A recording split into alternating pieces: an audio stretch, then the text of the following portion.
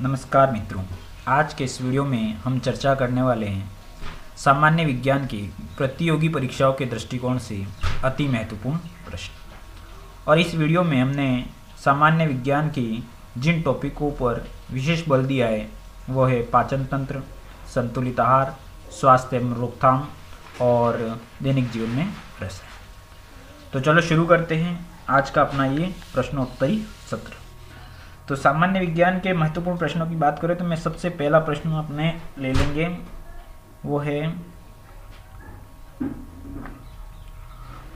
पहला प्रश्न, पाचन तंत्र या आहार नाल में ट्रैफिक पुलिसमैन किसे कहते हैं? क्या होता है ट्रैफिक पुलिसमैन किसे कहा जाता है? ट्रैफिक पुलिसमैन किसे कहा जाता है? तो इसका जो सही उत्तर है वो है एपिग्लोटिस। एपिग्लोटिस।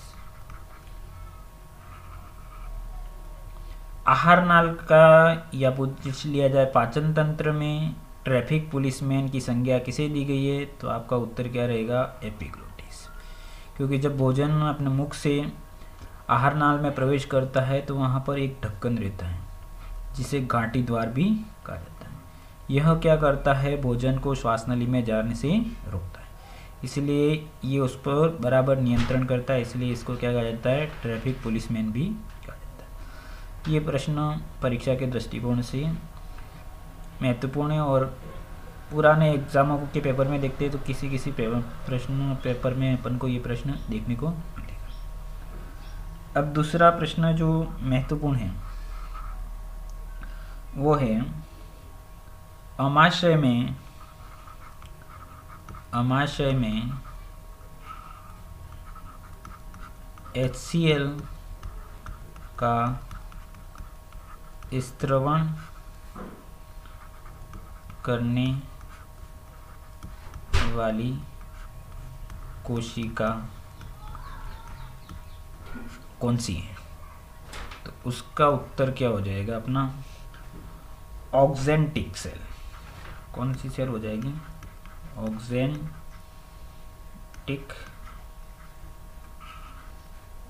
कोशिका। इसका दूसरा नाम पायरोलिटिक कोशिका भी। तो प्रश्न आता है कि पाचन तंत्र के अमाशय में HCl का स्त्रवण करने वाली कोशिका है। 2-4 ऑप्शन दे देंगे आपके सामने, ग्लोबुलर कोशिका, ऑक्जेंटिक कोशिका, जठर कोशिका, इस प्रकार से 3-4 ऑप्शन दे देंगे। तो उसमें जो उत्तर जो सही रहता है वो है ऑक्जेंटिक कोशिका या पायरोलिटिक कोशिका। ठीक है, उसके बाद अपन बात कर लेते हैं तीसरा प्रश्न, और ये है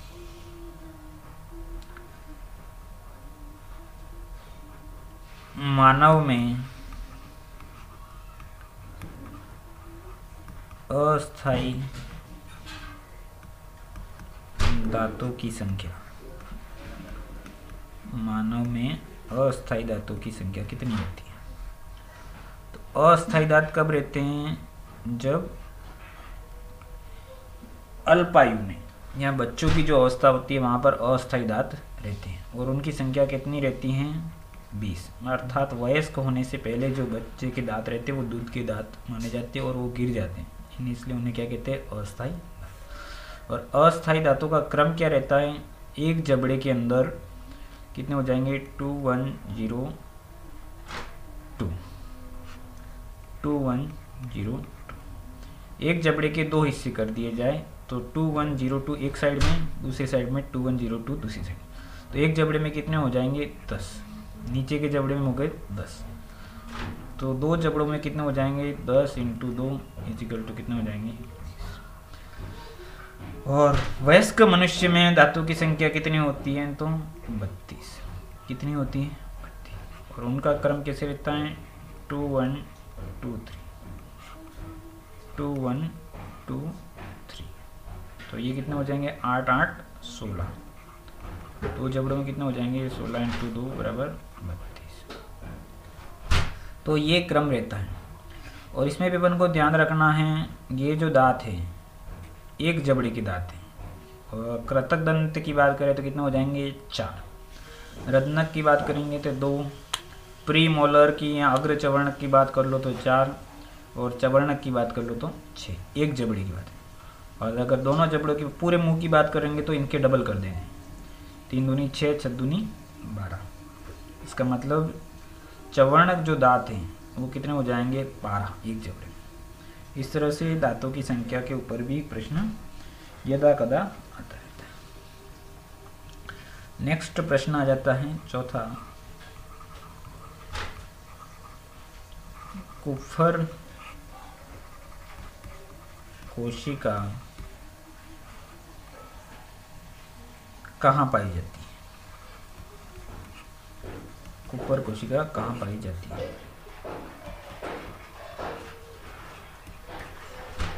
तो ये हमारे कुफर कोशिका पाई जाती हैं, शरीर की सबसे बड़ी ग्रंथि होती है यकृत।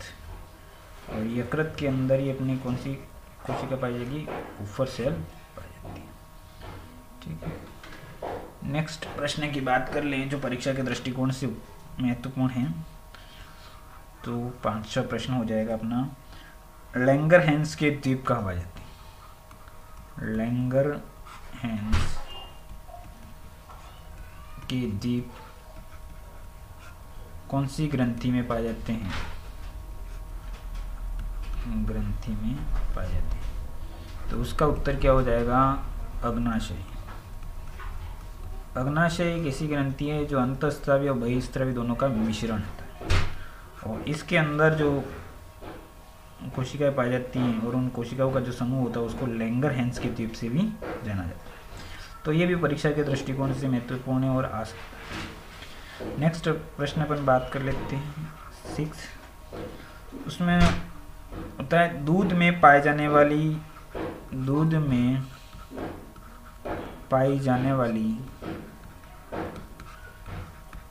प्रोटीन। दूध में पाए जाने वाले प्रोटीन का नाम बताओ। तो ये भी परीक्षा के दृष्टिकोण से इम्पोर्टेंट है। और कौन सी हो जाएगा प्रोटीन केसी। कौन सा प्रोटीन हो जाएगा केसी। दूध में पाए जाने वाले प्रोटीन का नाम हो जाएगा केसी। ये हो गए हमारे 6 महत्वपूर्ण प्रश्न। इसके आगे अपन चलते हैं।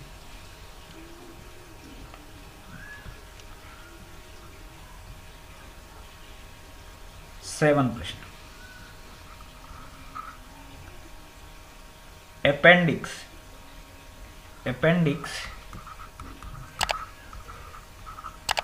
जिसे अपन क्या कहते हैं अवशेषी अंग कहा जाता है शरीर का, वो बड़ी आंत के किस भाग से जुड़ा रहता है। बड़ी आंत के किस भाग से जुड़ा रहता है।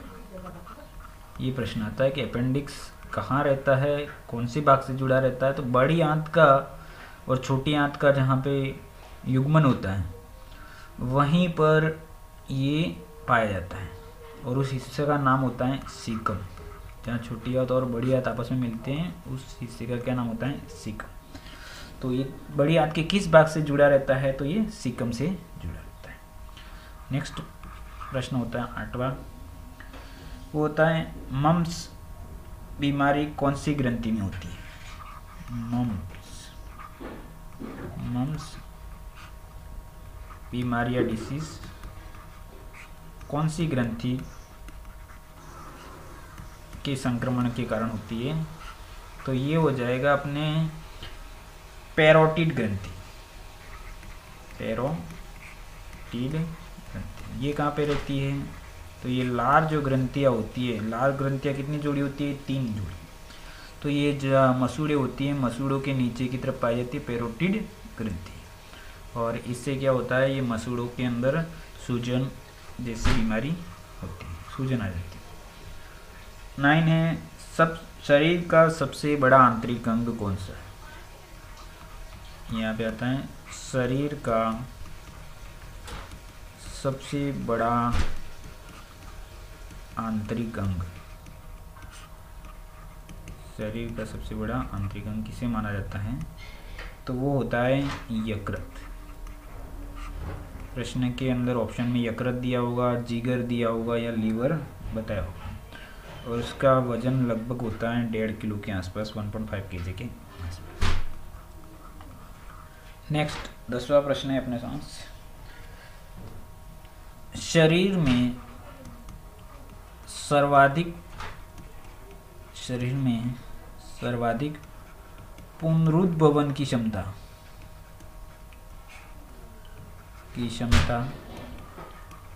किसमें पाई जाती है? तो वो भी आपका ऑप्शन हो जाएगा यकृत। शरीर के अंदर सर्वाधिक पुनरुद्भवन की क्षमता किसमें पाई जाती है? यकृत। नेक्स्ट है अपना 11वां प्रश्न। 11वां प्रश्न है, अमाशय के बाद भोजन के प्रकार को कहा जाता है।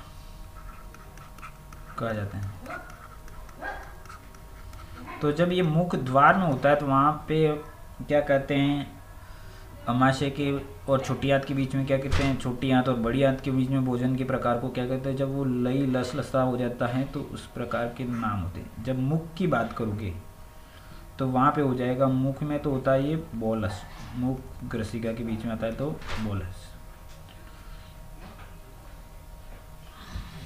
मुख और ग्रसिका के बीच में आ जाओगे तो क्या हो जाएगा? बोलस।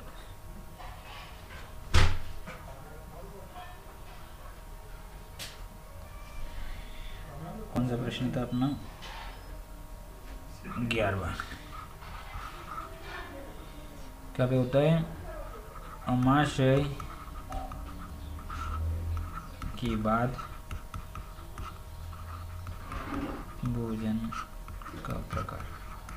तो अमाशय के बाद जो भोजन का प्रकार होता है वो होता है कायम। कौन सा होता है? कायम। और मुख की बात करें तो मुख में हो जाता है बोलस। क्या होता है? बोलस। और अमाशय और छोटी आंत के बीच में कौन सा होता है? तो वो होता है कायम। कौन सा होता है? कायम। और छोटी आंत और बड़ी आंत के बीच की बात करें तो वो हो जाएगा आपका कौन सा? काइल। ये ध्यान रखना, यहाँ पर भी प्रश्न बनता है। नेक्स्ट प्रश्न की बात कर ले, 12वां प्रश्न है अपने सामने। अमाशय में HCl का स्त्रवण होता है। तो अमाशय की जो कोशिका है उनको अम्ल से डैमेज होने से कौन बचाता है?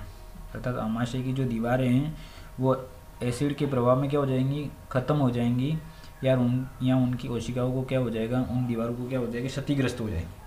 तो उन्हें बचाने का कार्य कौन करता है? जब वो एसिड सिक्रेशन होता है तो उन दीवारों को बचाने का कार्य कौन करेगा? तो अमाशय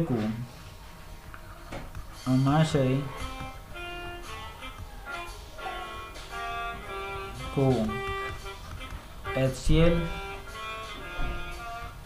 स्त्रवण से सुरक्षा देने का कार्य कौन करता है? अमाशय को HCl स्त्रवण से सुरक्षा देने का कार्य कौन करता है? तो उत्तर हो जाएगा अपना श्लेष्मा। वहाँ पे क्या रहता है? श्लेष्मा। लसा पदार्थ होता है जिसे श्लेष्मा कहते हैं, जो अमाशय की दीवारों को इसके HCl के प्रभाव से दूर रखता है। या उसके प्रभाव को कम करता है। नेक्स्ट है अपना तेरहवां प्रश्न। परीक्षा के दृष्टिकोण से जो प्रश्न महत्वपूर्ण है उन्हीं प्रश्नों के बारे में अपन डिस्कस आज कर रहे हैं। नेक्स्ट प्रश्न हो जाएगा अपना लार ग्रंथि का पीएच कितना होता है, या लार का पीएच कितना होता है ना। लार का पीएच कितना होता है, लार का पीएच होता है 6.8, कितना होता है 6.8। नेक्स्ट है 14, वसा का पाइसीकरण किसके द्वारा होता है। वसा का पाइसीकरण किसके द्वारा होता है। वसा का पाइसीकरण पाचन तंत्र या आहार नाल में किसके द्वारा होता है, पित्तरस। और पित्तरस कहाँ से स्त्रावित होता है, यकृत। कहाँ से स्त्रावित होता है, यकृत से। नेक्स्ट 15वां प्रश्न अपने सामने है, बच्चों में या भ्रूणावस्था में, भ्रूणीय अवस्था में आरबीसी का निर्माण कहाँ होता है, तो प्लीहा। कहाँ होता है, प्लीहा या फिर यकृत में। ये दोनों में से जो भी ऑप्शन होगा उसको आपको करना है। अगर प्लीहा है तो प्लीहा को विशेष बल देना है, ठीक है। नेक्स्ट प्रश्न है अपने जो परीक्षा के दृष्टिकोण से आ सकता है वो है 16वां प्रश्न। जीवों में संचित भोजन कहलाता है। जीवों में संचित भोजन को क्या कहते हैं, तो जीवों में जो संचित भोजन होता है उसको कहते हैं ग्लाइकोजन। क्या कहते हैं, ग्लाइकोजन। और पौधों में जो संचित भोजन होता है वो क्या कहलाता है, स्टार्च कहलाता है। क्या कहलाता है, स्टार्च कहलाता है। नेक्स्ट प्रश्न है 17वां, लीवर कुहन की दरारें कहाँ पाई जाती हैं। लीवर कुहन की दरारें आहार नाल में कहाँ पाई जाती है, कहाँ पाई जाती है। तो लीवर कुहन की दरारें कहाँ पाई जाती है, तो उसका उत्तर हो जाएगा आपका ग्रहणी में। ग्रहणी किसका हिस्सा है, छोटी आंत। छोटी आंत में इलियम कह दो या ग्रहणी कह दो, वहाँ पर क्या पाई जाएंगी, लीवर कुहन की दरारें पाई जाएंगी, ठीक है। 17वां प्रश्न हो गया। नेक्स्ट अपन बात कर लेते हैं 18वां प्रश्न। 18वां प्रश्न है, सबसे बड़ी लार ग्रंथि, शरीर की सबसे बड़ी लार ग्रंथि कौन सी है। सबसे बड़ी लार ग्रंथि, सबसे बड़ी लार ग्रंथि कौन सी है, तो वो हो जाएगी पैरोटिड। कौन सी हो जाएगी, पैरोटिड ग्रंथि। लार ग्रंथियाँ कितनी जोड़ी होती हैं, 3 जोड़ी। एक कान के पास में, एक सब मैक्सिलरी, एक ऊपरी जबड़े के पास में। नेक्स्ट प्रश्न है अपना 19वां, शरीर में या आहार में सर्वाधिक पाचन व अवशोषण कहाँ होता है। सर्वाधिक पाचन व अवशोषण कहाँ होता है, तो उसका उत्तर होगा आपका छोटी आंत। कहाँ पे होता है, छोटी आंत। नेक्स्ट प्रश्न है 20वां प्रश्न है, अमाशय से जुड़ा छोटी आंत का भाग कहलाता है। छोटी आंत अमाशय से सीधा जुड़ती है, तो अमाशय से जुड़ने वाला छोटी आंत का हिस्सा, अमाशय से जुड़ने वाला छोटी आंत का हिस्सा कहलाता है। छोटी आंत का भाग क्या कहलाता है, तो वो कहलाता है आपका छोटी आंत का जो हिस्सा ड्यूडेनम। क्या कहलाता है, ड्यूडेनम। छोटी आंत के 3 हिस्से, ड्यूडेनम, जेजेनम और इलियम। तो जो हिस्सा आमाशय से जुड़ेगा वो क्या कहलाता है? ड्यूडेनम।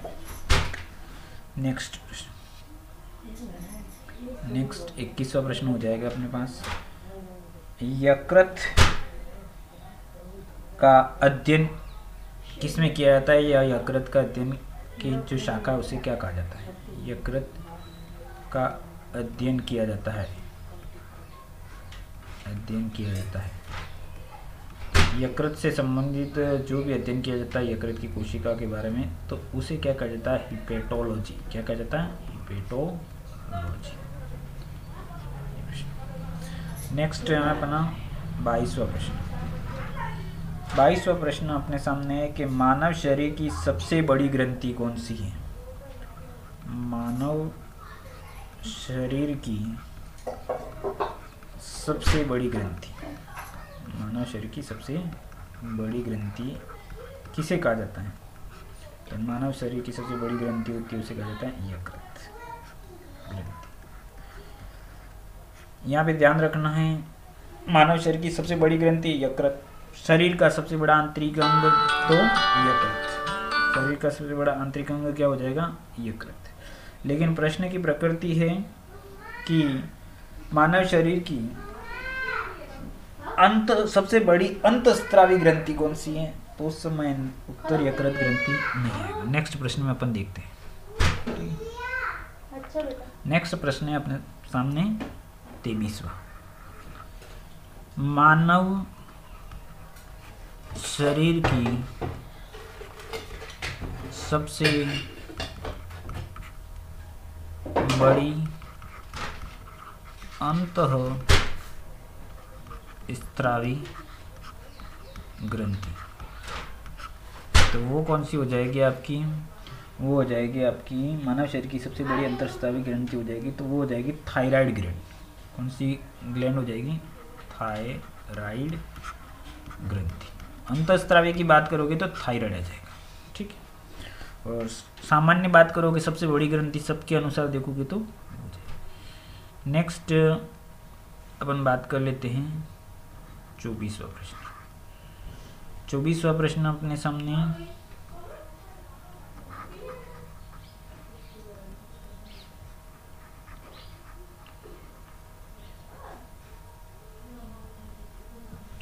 प्रश्न है अपने सामने।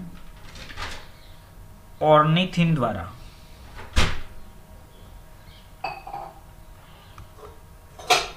ऑर्निथिन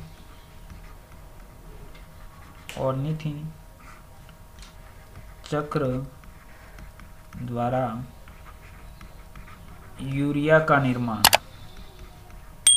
कहाँ होता है?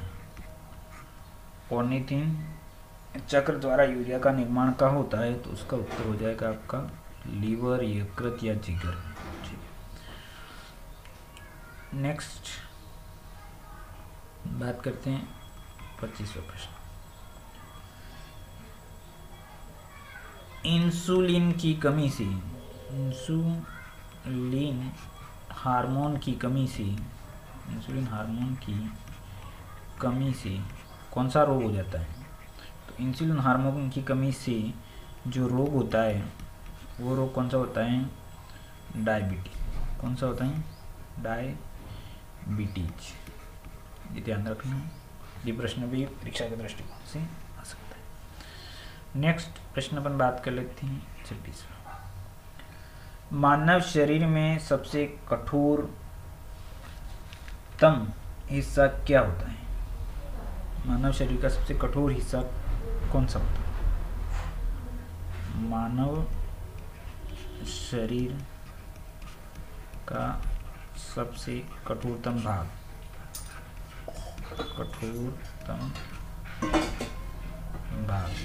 कौन सा होता है? तो वो होता है दांत के ऊपर पाया जाने वाला इनेमल। दांत किससे घिरा हुआ रहता है, ढका हुआ रहता है? इनेमल की वजह से, और वो सबसे कठोर हिस्सा। नेक्स्ट प्रश्न है अपने पास 27वां। दांत का सर्वाधिक भाग किससे निर्मित होता है? दांत का सर्वाधिक भाग किससे बना होता है? तो होता है डेंटाइन से। किससे बना होता है? डेंटाइन से। नेक्स्ट 28वां प्रश्न, विषमदंती दांत, विषमदंती, द्विबारदंती और गर्तदंती दांत किस में पाए जाते हैं? तो वो होते हैं मानव। मानव की जो दांतों का जो क्रम है वो विषमदंती, द्विबारदंती और गर्तदंती, जिसे इंग्लिश में कहते हैं हेटेरोडेंट, हेटेरोडेंट,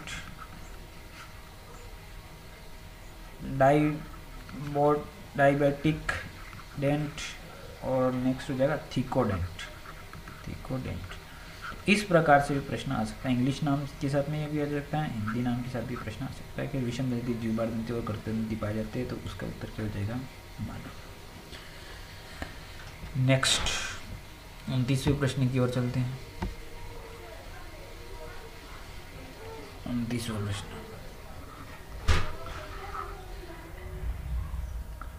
पूर्ण पाचक रस की संज्ञा किसे दी गई है? पूर्ण पाचक रस की संज्ञा, पूर्ण पाचक रस की संज्ञा किसे दी गई है? तो क्या उत्तर हो जाएगा आपका? अग्नाशय रस। कौन सा रस हो जाएगा? अग्नाशय। नेक्स्ट 30वां,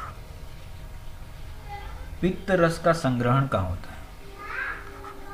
पित्त रस का स्त्रवण होता है यकृत से, और संग्रहण कहाँ होता है? तो पित्त यकृत के अंदर एक छोटा थैलीनुमा स्ट्रक्चर होता है जिससे अपन क्या कहते हैं? पित्ताशय। तो संग्रहण कहाँ होता है? पित्ताशय। ठीक है, नेक्स्ट बात कर लेते हैं अपन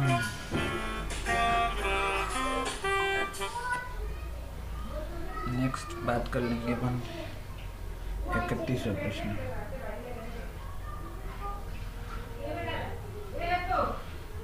31वां प्रश्न अपने सामने होगा, बिलीरुबिन व बिलीवर्डिन वर्णक कहाँ पाए जाते हैं? बिलीरुबिन, बिलीरुबिन व बिलीवर्डिन वर्णक किस में पाए जाते हैं? पाए जाते हैं, तो उसका उत्तर हो जाएगा अपने पित्त रस में। कहाँ पाए जाते हैं? पित्त। और पित्त रस का स्त्रवण कहाँ से होता है? यकृत में। संग्रहण कहाँ पे होता है? पित्ताशय। नेक्स्ट है 32वां प्रश्न, इंसुलिन की खोज किसने की थी? इंसुलिन की खोज किसने की थी? इंसुलिन की खोज किसने करी थी? तो उसका उत्तर हो जाएगा बेटिंग व बेस्ट ने। बेटिंग व बेस्ट किसकी खोज करी थी? इंसुलिन की। नेक्स्ट है 32वां प्रश्न हो गया। नेक्स्ट है 33वां प्रश्न, आहार नाल का सबसे लंबा भाग किसे माना जाता है? 33वां प्रश्न क्या हो जाएगा? आहार नाल का सबसे बड़ा भाग किसे माना जाता है? तो छोटी आंत को। किसे माना जाता है? छोटी आंत को। आहार नाल का सबसे बड़ा भाग किसको माना जाता है? छोटी आंत को। नेक्स्ट है 34वां प्रश्न, कैप्सूल का आवरण किसका बना होता है? कैप्सूल जिससे अपन दवाई लेते हैं औषधियों में कैप्सूल का आवरण, तो अपन जो ले रहे थे वो कोई प्लास्टिक नहीं होता है, वो आवरण किसका बना होता है? स्टार्च। और स्टार्च क्या है? कार्बोहाइड्रेट अर्थात ग्लूकोज की तरह है जो आसानी से पचाव हो जाता है। तो स्टार्च का बना होता है कैप्सूल का जो आवरण होता है। नेक्स्ट 35वां प्रश्न, दांतों का निर्माण कौन सी प्रोटीन द्वारा होता है? धातु का निर्माण कौन सी प्रोटीन द्वारा होता है? धातु का निर्माण कौन सी प्रोटीन द्वारा होता है? तो वो हो जाता है ओसिन प्रोटीन। कौन सी प्रोटीन होती है? ओसिन प्रोटीन द्वारा क्या होता है? धातु का निर्माण होता है। ये हो गए अपने 35 प्रश्न। नेक्स्ट आगे चलते हैं। आगे हैं 36वां प्रश्न। शहद का मुख्य घटक क्या होता है? शहद का मुख्य घटक क्या है? तो शहद का मुख्य घटक क्या होता है? तो फ्रक्टोज। क्या होता है? कार्बोहाइड्रेट का मोनोसेकेराइड होता है फ्रक्टोज, शहद का मुख्य घटक। नेक्स्ट है 37वां प्रश्न। एथलीट को जल्दी और ज़्यादा ऊर्जा किससे मिलती है? एथलीट जो दौड़ लगाते हैं, खिलाड़ी होते हैं, एथलीट को जल्दी व ज़्यादा ऊर्जा कौन से कार्बोहाइड्रेट से मिलती है? किससे मिलती है? तो उसका उत्तर हो जाएगा अपना, क्या हो जाएगा? ग्लूकोज। क्या हो जाएगा? ग्लूकोज। ग्लूकोज कह दो, या फिर अगर ग्लूकोज ऑप्शन में नहीं दे रखा हो, कार्बोहाइड्रेट, प्रोटीन, वसा दे रखा है, तो कार्बोहाइड्रेट ऑप्शन सही होगा। नेक्स्ट है 38वां प्रश्न। मांसपेशियों में थकान का कारण क्या है? जब मांसपेशियों में थकान का अनुभव होता है, जब कोई मजदूर या कोई कारीगर कार्य करते हैं, हार्ड वर्क करते हैं, शारीरिक कार्य करते हैं, तो उनको जो थकान का अनुभव होता है मांसपेशियों में, किसके कारण से होता है? तो उनकी जो मांसपेशियों में किसका संग्रहण हो जाता है? लैक्टिक अम्ल का संग्रहण हो जाता है, इसलिए क्या हो जाता है? थकान का अनुभव। नेक्स्ट है 39। रक्त का स्तर किसके द्वारा नापा जाता है? रक्त का स्तर नापा जाता है किस यूनिट या इकाई में रक्त का स्तर नापा जाता है? तो वो होता है ppm, या भाग प्रति मिलियन। हिंदी में बोलेंगे तो क्या हो जाएंगे? भाग प्रति मिलियन, और इंग्लिश में बोलेंगे तो पार्ट्स पर मिलियन। ठीक। नेक्स्ट है 40। प्रोटीन बनाने के लिए आवश्यक एमिनो अम्लों की संख्या होती है। प्रोटीन बनाने के लिए आवश्यक एमिनो अम्ल, प्रोटीन बनाने के लिए आवश्यक एमिनो अम्ल कितने होते हैं? 20, ध्यान रखना। नेक्स्ट प्रश्न है 41वां। अल्फा केराटिन एक प्रोटीन है जो कहाँ पाया जाता है? अल्फा केराटिन प्रोटीन कहाँ पाया जाता है? तो कहाँ पाया जाता है? तो उसका उत्तर हो जाएगा त्वचा। अल्फा केराटिन प्रोटीन कहाँ पाया जाता है? त्वचा में पाया जाता है। ये हो गए अपने 41 प्रश्न। नेक्स्ट चलते हैं अति महत्वपूर्ण प्रश्नों की संख्या में 42वां प्रश्न अपने सामने हो जाएगा। 42वां प्रश्न। सोयाबीन में प्रोटीन का प्रतिशत कितना रहता है? सोयाबीन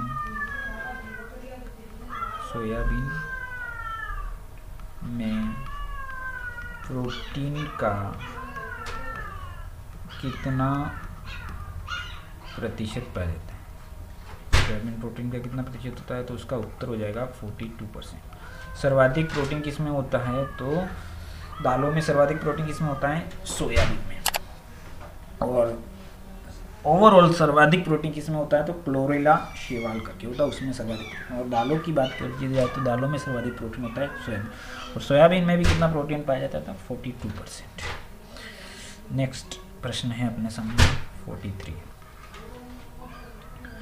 मानव शरीर में वसा कहाँ जमा होती है? मानव शरीर में वसा का जमाव ऊतक कहाँ होता है? कौन से ऊतकों पर ये जमा होती है, उनको नाम क्या होते हैं? तो उन्हें कहते हैं वसा ऊतक। क्या कहते हैं? वसा ऊतक या एडिपोज भी कहा जाता है। एडिपोज पर ये।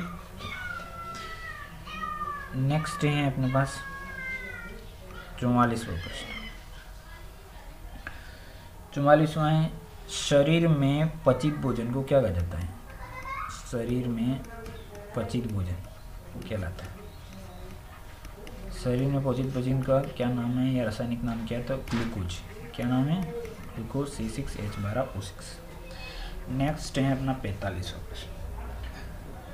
शरीर का ऑलराउंडर अंग किसे माना जाता है? शरीर का ऑलराउंडर अंग। ऑलराउंडर का मतलब सभी प्रकार का कार्य कर सकता है, तो वो कौन सा होता है? त्वचा। इसमें सर्वाधिक पुनरुत्पादन की क्षमता भी पाई जाती है। नेक्स्ट है 46वां। जल में घुलनशील विटामिन कौन से हैं?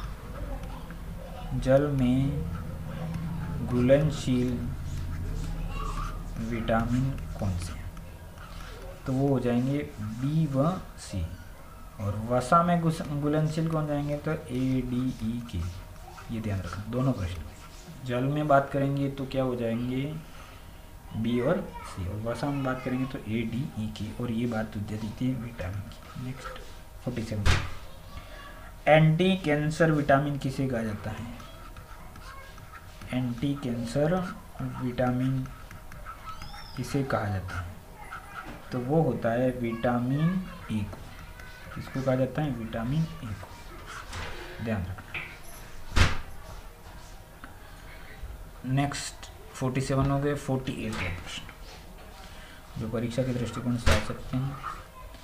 विटामिनों के ये जो नाम हैं उनके ऊपर प्रश्न आते हैं, जो एकदम एंटिक नाम आपने देखे होंगे उनके ऊपर। नेक्स्ट आता है एंटी इन्फेक्शन विटामिन किसे कहते हैं? एंटी इन्फेक्शन विटामिन कौन सा है? तो वो हो जाएगा एंटी इन्फेक्शन विटामिन किसे कहा जाता है? तो वो भी क्या होता है? Vitamin A. कौन सा है? 49। रोग प्रतिरोधक विटामिन किसे कहा जाता है? रोग प्रतिरोधक विटामिन किसे कहा जाता है? तो वो कौन सा होता है आपका? वो भी होता है विटामिन ए। ठीक है। नेक्स्ट है 50वां प्रश्न। जीरोप्थेल्मिया बोल दो। थैलेमिया, नाइट ब्लाइंडनेस, रतोदीन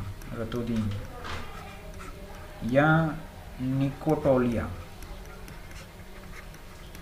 ये किसकी कमी से होते हैं? तो ये होते हैं विटामिन E की कमी से। ये चारों में से कोई सा भी उत्तर आ जाए, प्रश्न आ जाए कि जीरोप्थेल्मिया का कारण क्या है, नाइट ब्लाइंडनेस का कारण क्या है, रतोदी का कारण क्या है, निकोटोलिया का कारण क्या है, तो इनके उत्तर एक ही रहेगा, विटामिन E। नेक्स्ट है 51। कोबाल्ट पाया जाता है कौन से विटामिन में? कोबाल्ट पाया जाता है कौन से विटामिन में कोबाल्ट पाया जाता है? तो कौन से में पाया जाता है? तो वो होता है आपका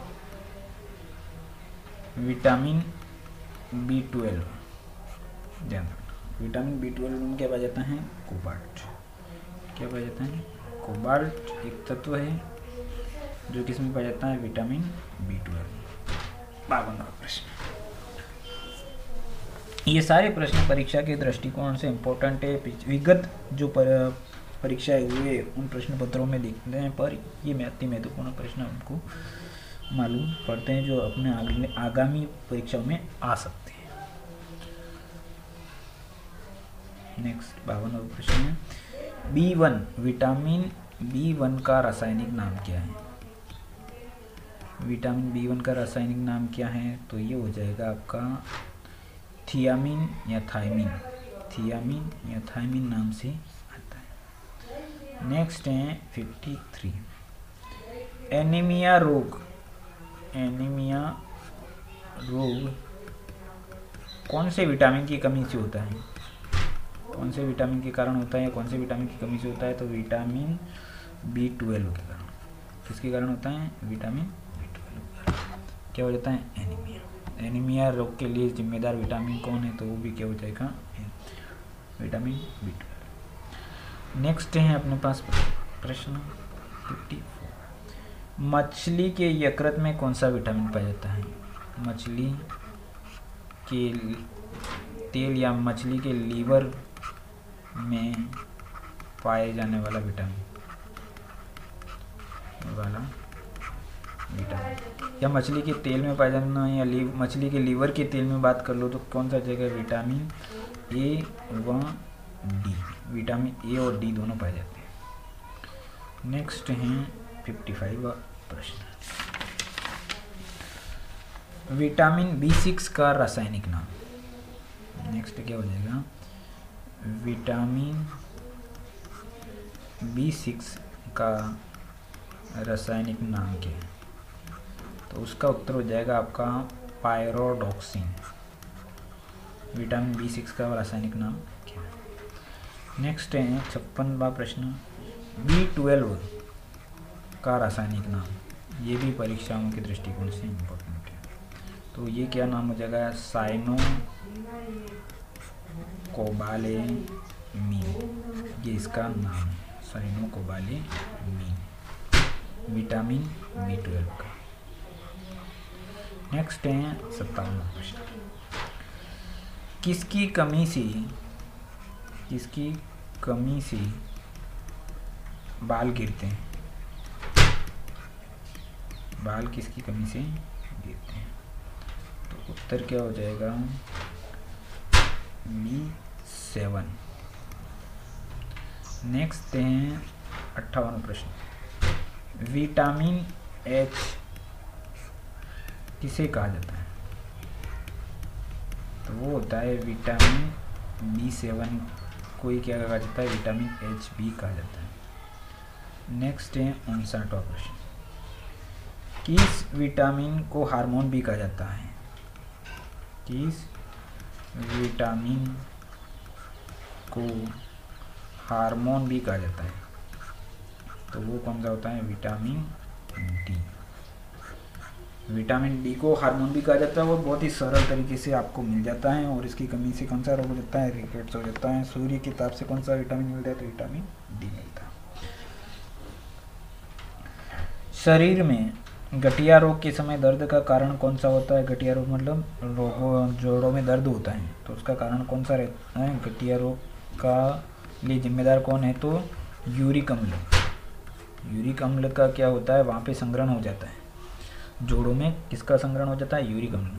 तो ये 60 प्रश्न अपने हो गए जो परीक्षा के दृष्टिकोण से इम्पोर्टेंट है। नेक्स्ट अपन बात कर लेते हैं रोगों के बारे में। तो रोगों के बारे में बात कर लेते हैं, रोग आधारित प्रश्न। 61वां प्रश्न,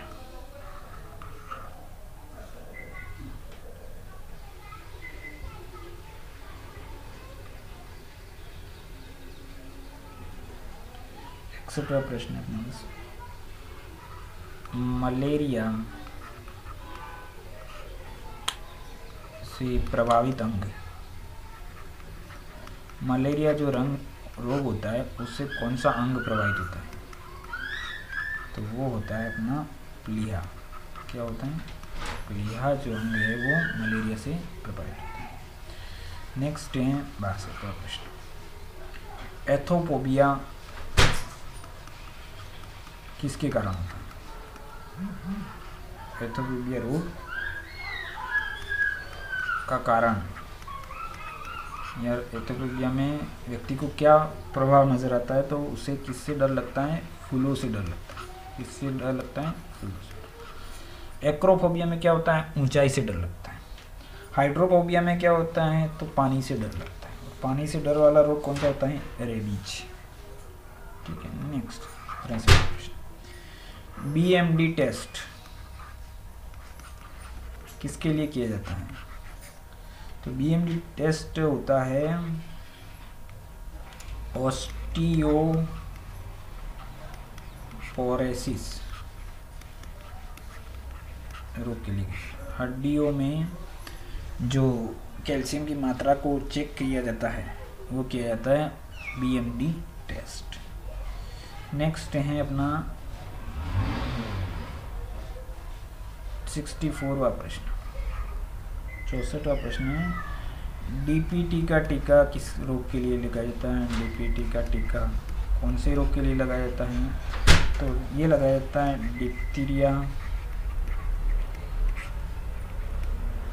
डिप्थीरिया, करखासी और टिटनेस।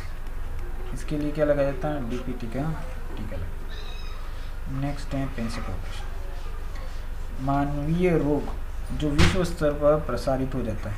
मानवीय रोग जो विश्व स्तर पर फैल जाता है उसे क्या कहा जाता है? पेंडेमिक। क्या कहा जाता है? एंडेमिक का मतलब एक विशेष एरिया में और सब पूरे विश्व में फैल जाता है तो उसको पेंडेमिक, ठीक है। और पेंडेमिक अपने इस समय इम्पोर्टेंट है क्योंकि अभी कोरोना वायरस सब जगह फैल रहा है और वो बीमारी को क्या कहा गया? पेंडेमिक। नेक्स्ट है blue baby syndrome. Blue baby syndrome का कारण है। तो ब्लू बेबी सिंड्रोम किसके कारण से होता है? मिथेनोग्लोबिन। जैसे हीमोग्लोबिन होता है वैसे क्या होता है? मिथेनोग्लोबिन होता है। और मिथेनोग्लोबिन किसके कारण से बनता है? नाइट्रेट के कारण से। बच्चों के अंदर नाइट्रेट के कारण से क्या हो जाता है? मिथेनोग्लोबिन का निर्माण होता है और मिथेनोग्लोबिन से क्या हो जाता है? ब्लू बेबी सिंड्रोम हो जाता है।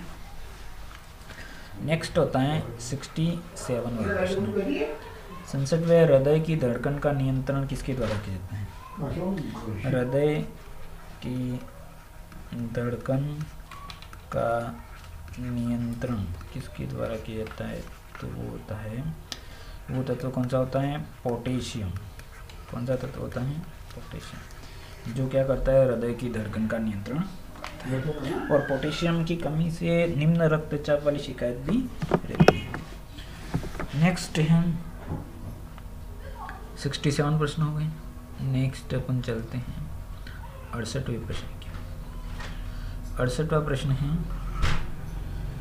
एथलीट फुट किसके कारण होता है? एथलीट फुट रोग है जिसे अपन हाथी पाँव रोग भी कहते हैं। उसका जनक कौन है या फिर कृमि कौन है या रोग कारक कौन है? तो वो हो जाएगा फफूंद। कौन है उसका रोग कारक? फफूंद। नेक्स्ट है रक्त कैंसर की पहचान किससे होती है? 69वां प्रश्न, रक्त कैंसर की पहचान। ऑप्शन में आपको मिलेगा कोबाल्ट 16 होगा। कोबाल्ट 16 ये क्या है? एक रेडियोधर्मी पदार्थ है जिससे क्या होता है? रक्त कैंसर की आपको क्या हो जाती है? पहचान होती है। तो ऑप्शन में रक्त कैंसर की पहचान की जाती है। आयोडीन 115 और दे दीजिए पोटेशियम 65 और कोबाल्ट 60। तो आपका उत्तर क्या हो जाएगा? कोबाल्ट 60। नंबर 70वां प्रश्न, H5N1 किसका जनक है? तो वो होता है बर्ड फ्लू। H5N1 किसके लिए होता है? बर्ड फ्लू का जनक कौन होता है? तो H5N1 वायरस। H1N1 हो जाएगा तो वो कौन हो जाएगा? Swine flu. बर्ड फ्लू के लिए क्या है? H5 है और स्वाइन फ्लू के लिए क्या है? H1N1 virus. नेक्स्ट है 71वां, एलिसा टेस्ट कौन से रोग के लिए किया जाता है? तो वो किया जाता है एड्स रोग की पहचान के लिए एलिसा टेस्ट किया जाता है। नंबर 7, मिनी माता रोग किसके कारण होता है? तो वो होता है पारे के कारण, जिसे इंग्लिश तत्व में HGB कहा जाता है, जो एकमात्र धातु है जो द्रव अवस्था में पाई जाती है।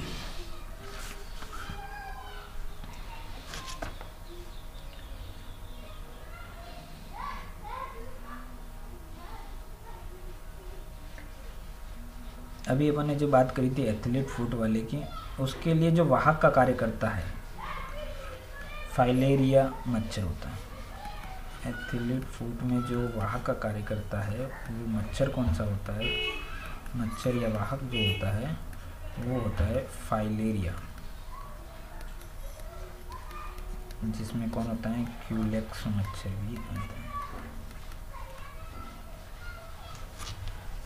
हाथी पाँव रोग के लिए क्यूलेक्स मच्छर। नेक्स्ट है अपना 73 प्रश्न हो गए।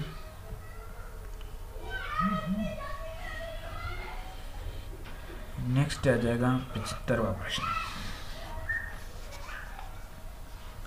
कोविड-19, ये क्या कोरोना वायरस का नाम है कोविड-19, और ये शरीर के कौन से भाग को संक्रमित करता है? तो फेफड़े को। किसको संक्रमित करता है? कोविड-19 से संक्रमित हिस्सा, संक्रमित भाग, तो क्या हो जाएगा? फेफड़े। नंबर 76 प्रश्न। कास्टिक सोडा का नाम क्या है? कास्टिक सोडे का रासायनिक नाम क्या है? तो वो हो जाता है NaOH। क्या हो जाता है?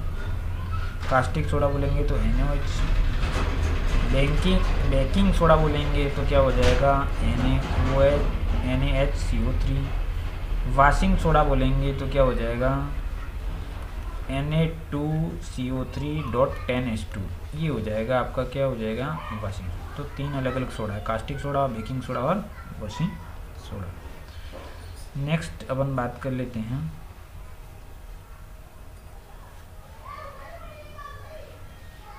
77वां प्रश्न। 77वां प्रश्न है प्लास्टर ऑफ पेरिस का रासायनिक नाम। प्लास्टर ऑफ पेरिस का रासायनिक नाम। प्लास्टर ऑफ पेरिस का रासायनिक क्या है? तो कैल्शियम सल्फेट .12H2, ये उसका रासायनिक। नेक्स्ट है अपना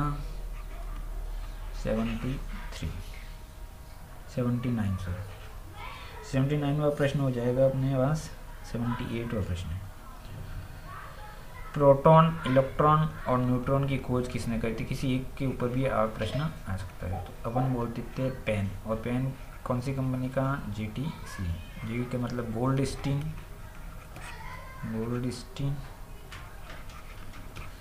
इलेक्ट्रॉन की खोज करी थी थॉमसन, J.J. थॉमसन, और ये हो जाएगा चैडविक। तो प्रोटॉन की खोज करी थी गोल्डस्टीन ने, इलेक्ट्रॉन की खोज करी थी थॉमसन ने, न्यूट्रॉन की खोज करी थी चैडविक ने। तो अपने पास आ जाता है पेन कौन सी कंपनी का? GTC का। इस तरह से भी अपन याद रख सकते हैं। 79वां प्रश्न जीव विज्ञान के जनक किसे कहा जाता है? तो वो कहा जाता है अरस्तु। किसको कहा जाता है? अरस्तु को। क्या कहा जाता है? जीव विज्ञान का जनक कहा जाता है। नेक्स्ट है अपने पास 80वां प्रश्न वनस्पति विज्ञान के जनक। वनस्पति विज्ञान के जनक कौन है? तो थियोफ्रेस्टस। कौन है? थियोफ्रेस्टस कौन है? वनस्पति विज्ञान के जनक है। नेक्स्ट है अपने पास 81वां प्रश्न दाब का मात्रक। दाब का मात्रक बहुत बार परीक्षा में आया है, वो होता है पास्कल, ATM या वायुमंडल दाब, मंडल दाब, या कह दो 76 cm/Hg, 760 mm/Hg। ये किसके मात्रक हैं? दाब का मात्रक है। 82वां प्रश्न विद्युत का मापन किया जाता है या यूनिट होता है, वो क्या होता है? तो किलोवाट घंटा। क्या होता है? किलोवाट घंटा में विद्युत का मापन किया जाता है। नेक्स्ट प्रश्न है व्हेल मछली में पाए जाने वाली वसा का स्तर क्या कहलाता है? तो वो क्या कहलाता है? बल्बर। क्या कहलाता है? बल्बर। नेक्स्ट है 84वां प्रश्न, प्रोटीन की फैक्ट्री किसे कहा जाता है? प्रोटीन की फैक्ट्री किसे कहा जाता है? तो प्रोटीन की फैक्ट्री कहा जाता है राइबोसोम को। इसको कहा जाता है राइबोसोम। नेक्स्ट 85वां प्रश्न, ऊर्जा का ग्रह किसे कहा जाता है? तो वो होता है माइटोकॉन्ड्रिया। ऊर्जा का ग्रह किसे कहा जाता है? माइटोकॉन्ड्रिया को ऊर्जा का ग्रह कहा जाता है। 85 हो गए। नेक्स्ट आ जाता है 86, मृत प्रोटीन। शरीर में मृत प्रोटीन की संज्ञा किसे दी जाती है? तो मृत प्रोटीन क्या है? वो होता है केराटिन।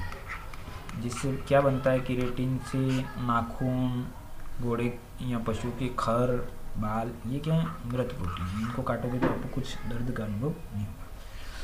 रक्त का थक्का बनने के लिए जिम्मेदार विटामिन कौन सा है? रक्त का थक्का कौन से विटामिन से बनता है या कौन से विटामिन का योगदान होता है? तो वो होता है विटामिन के।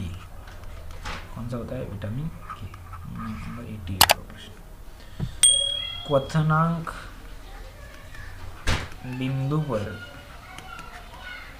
कौन सा प्रभाव दिखता है? कौन सा प्रभाव?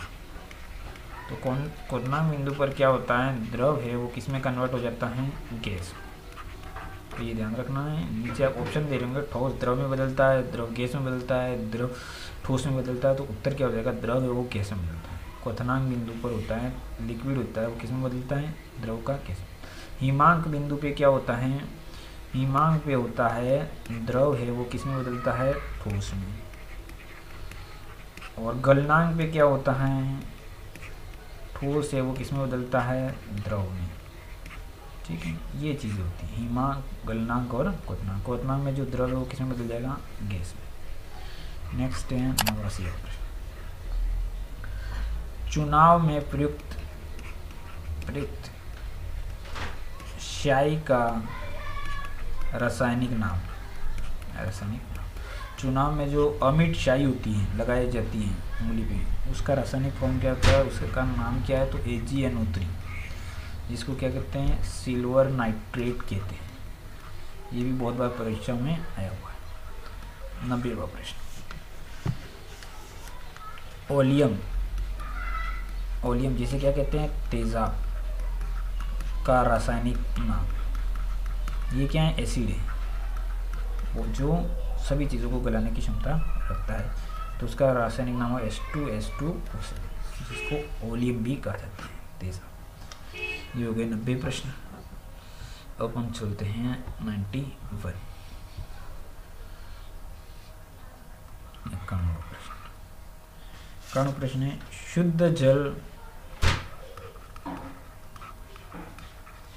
विद्युत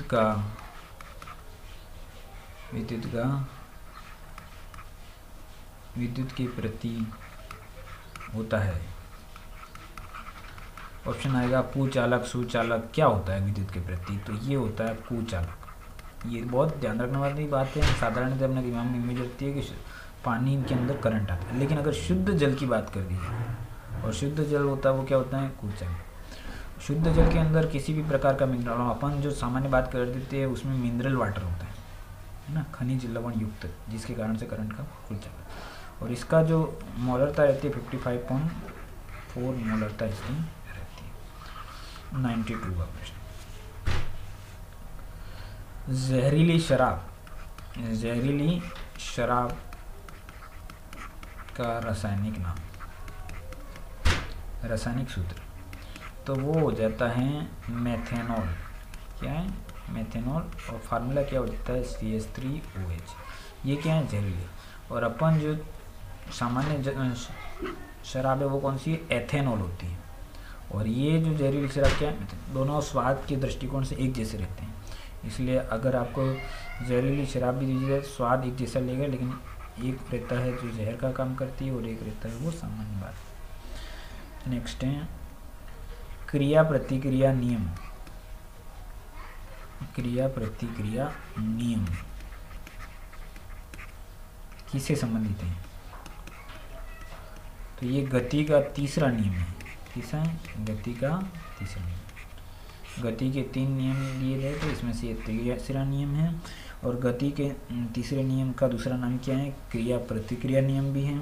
और ये कहाँ पे आ जाता है? तो रॉकेट प्रणोदन में अंतरिक्ष में जब जाता है तो इसमें क्या होता है, जैसे आगे की तरफ क्रिया होती है पीछे की तरफ भी क्रिया होती है। जैसे शोल्डर पे बंदूक को रख करके बंदूक चलाई जाती है तो जैसे गोली निकलती है तो शोल्डर पे भी झटका लगता है। ठीक है, नेक्स्ट है 94वां प्रश्न। ये क्या हो जाएगा आपका? प्रकाश वर्ष मात्रक है। प्रकाश वर्ष किसका मात्रक है? किसका मात्रक है? तो प्रकाश वर्ष मात्रक होता है दूरी का। किसका मात्रक होता है? दूरी को नापने के लिए, बड़ी बड़ी दूरियों को नापने के लिए प्रकाश वर्ष, खगोलीय दूरियां। नेक्स्ट है मास्टर ग्रंथि किसे कहा जाता है? मास्टर ग्रंथि किसे कहा जाता है? तो हमारे शरीर में जो ग्रंथियाँ है उसमें से मास्टर ग्रंथि किसे कहा जाता है? तो पीयूष ग्रंथि को क्या कहा जाता है? मास्टर ग्रंथि कहा जाता है, जो सब पे नियंत्रण का कार्य। 96वां प्रश्न। अम्ल करता है या अम्ल लिटमस पेपर को करता है? लिटमस पेपर को। तो अम्ल क्या करेगा? नीले को लाल करता है। नीले को लाल करता है। लाल को नीला करता है, नीले को लाल करता है, इस प्रकार से।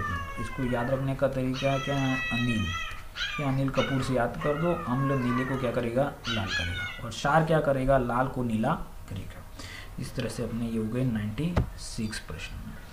नेक्स्ट है 97वें प्रश्न की बात करते तो रक्त का शुद्धिकरण कहाँ होता है? रक्त का शुद्धिकरण होता है। तो रक्त का शुद्धिकरण होता है वो होता है वृक्क में या किडनी में। और ऑक्सीजनीकरण कहाँ होता है? तो ऑक्सीजनीकरण होता है वो होता है ऑक्सीजनीकरण होता है वो होता है फेफड़ों में, है ना। जहाँ पे क्या शुद्ध रक्त शिराओं के द्वारा लाया जाता है और उसका ऑक्सीजनित कर दिया जाता है। तो ऑक्सीजनित रक्त कहाँ होता है? फेफड़ों में। और रक्त का शुद्धिकरण क्या होता है? तो वृक्क, जिसमें से रक्त में उपस्थित अशुद्ध पदार्थों को बाहर निकाल देता है। नेक्स्ट है 98वां प्रश्न। मादाओं में स्रावित हार्मोन, मादाओं में स्रावित हार्मोन कौन सा होता है? तो या महिलाओं में स्रावित हार्मोन कौन सा होता है? तो एस्ट्रोजन। कौन सा होता है? एस्ट्रोजन। और पुरुषों में कौन सा होता है? तो एंड्रोजन। पुरुषों में कौन सा हार्मोन होता है? तो एंड्रोजन। पुरुषों में हार्मोन की बात कर दी जाए तो हो जाएगा एंड्रोजन। ठीक है, नेक्स्ट आ जाता है 100वां प्रश्न अपना। और वो क्या है? TNT का पूरा नाम। तो TNT का पूरा नाम ट्राई नाइट्रोटोलुइन। और ये क्या है? एक विस्फोटक है। क्या है? विस्फोटक। इस तरह से अपन ने आज ये 100 प्रश्नों की एक श्रृंखला आज पूर्ण करी है।